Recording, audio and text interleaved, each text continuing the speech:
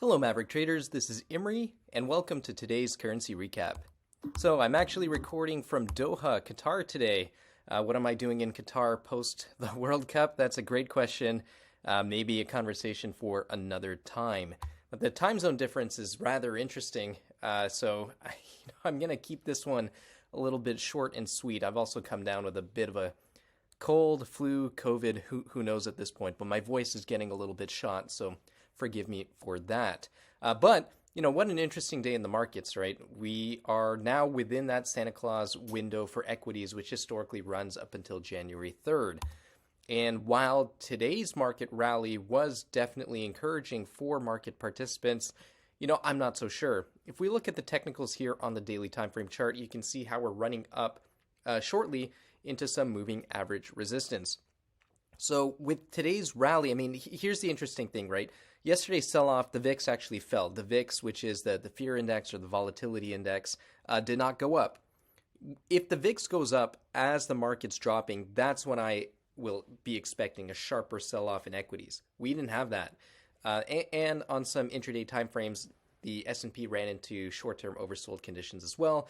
All that is to say that we had a nice setup for today's rally. And I do think that tomorrow could be a slightly up day as well. Well, actually, it's very possible we get a rally that continues on into the overnight futures trading, but then peters out tomorrow. That's kind of my personal prediction. We might get to 3,900, which would be right in between the two moving averages, and then I'll personally be looking to add exposure on the short side.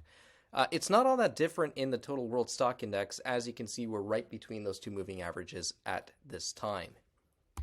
Moving over to the iShares China Large Cap ETF, this is really interesting. I do think that it's very possible this rally in China is for real. My expectation is that we're going to have another new high that's going to take us above the $30 handle in this ETF, and then I'll be looking for a fairly steep pullback once that rally is exhausted, but I think that pullback will present itself ultimately as a buying opportunity. Now, it might be worth having a future conversation as to the correlations between what happens in China and U.S. markets on a historical basis. So I'm going to tease that a little bit. We're going to dive into that and more shortly coming up in the future. So in terms of a market outlook, we're below both moving averages, and they're getting ready to cross over if we have another couple days of sharp selling. So by the book, we're sticking with a -2 rating here in the markets, but this could easily turn into a neutral situation very quickly. Like I said, I don't think the rally since late October is quote unquote for real. I'm still expecting I'm expecting some significant weakness before we find a true lasting bottom here.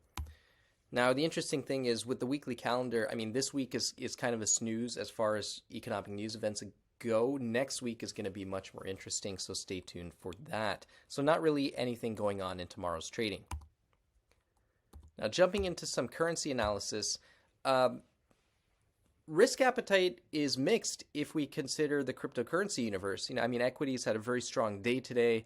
Cryptos, not so much. Ripple down almost 4.5% as of recording. Cardano down over 2.5% as well. Bitcoin struggling to hold flat. So it's interesting that we're seeing some divergence there. Cryptos, in my opinion, are just toxic. No reason to touch them right now from a trading perspective whatsoever. That could change in the future, but right now, stay away. On the fiat currency side, we saw the yen outperform on a relative basis and the US dollar underperform on a relative basis, with everything more or less holding flat. And that now brings me to velocity. No surprise then to see the yen at a +2. What's interesting here, all right, is that the Canadian dollar is also at a -2. So we're going to be taking a look at some potential trades in a moment. But I do think it is not the worst idea in the world to start looking at pairing these North American currencies against the yen. So here we are in the dollar basket. Now, what's interesting with the dollar basket is that we are trading within a descending wedge, which is exactly what was happening with the yen.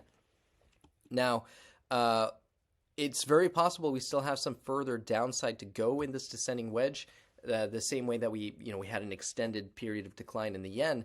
But wedges are ultimately usually reversal patterns. So even if there is weakness here in the dollar relative to the yen, I'd be relatively cautious shorting that currency pairing. But that being said, the yen's been on a very nice run, and I do think there is some continued runway for the yen to outperform on a relative basis. I think it's very possible that this bull market pullback is complete, and we're going to get a new high above that Tuesday, December 20th high in the yen basket. So that's a pairing I'm certainly looking out for. My initial target in the yen basket would be for the market to retest the highs from Thursday, May 12th. And then the second North American currency that I'm really liking here to the short side is the Canadian dollar. I mean, we've had a tremendous decline in the Canadian dollar, and we've met my target for this head and shoulders pattern that you can see up here. We've gotten to oversold conditions in the Canadian dollar, as you can see in the relative strength index down here, but the rally's been really pathetic. We have this tweezer tops here with these two candlesticks, and it looks like we're rolling over. So I'll also be looking for setups to go short on the Canadian dollar Japanese yen currency pair as well. So that's it for me in terms of potential trades, keeping things fairly simple. I really like the yen here in terms of continued outperformance and looking to continue to beat up on these North American currencies, at least in the short term. So in conclusion, volatility is picking up in certain pockets. I don't think we're seeing one currency other than the yen really outperforms strongly against everything else.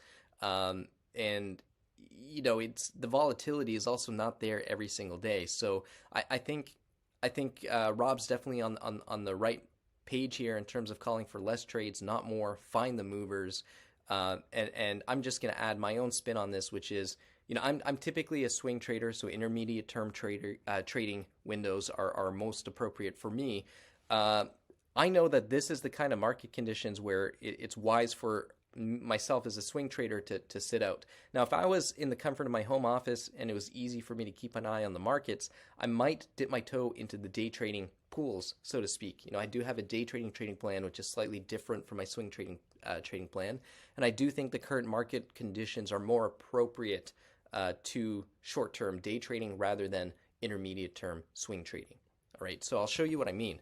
Canadian dollar is a perfect example. A couple of days ago, right on Tuesday, we had an up day, and then the next day we gave back all those gains, and today we were kind of flat in the basket. Similar story in the yen. We had a strong day of outperformance, and if you were looking to buy the yen on Tuesday, December 20th, that is, and if you were looking to buy the yen off that move, you would have sat through quite a few days of pain and suffering. So swing trading right now is really tough. We're seeing lots of intraday volatility. So even if the closing percentage on some of these markets seems to be a little lackluster, within that trading session, there does seem to be quite a bit of up and down, and that's perfectly suited towards day traders. And of course, as always, remember to maintain proper position sizing. So thanks again for tuning in, everyone. We've got lots of exciting stuff coming in the new year, so I hope all of you have a fantastic end to what has been a tremendously difficult year in 2022. Here's hoping that 2023 has some positive vibes to bring our way. All right, thanks, folks. I'm out. Take care.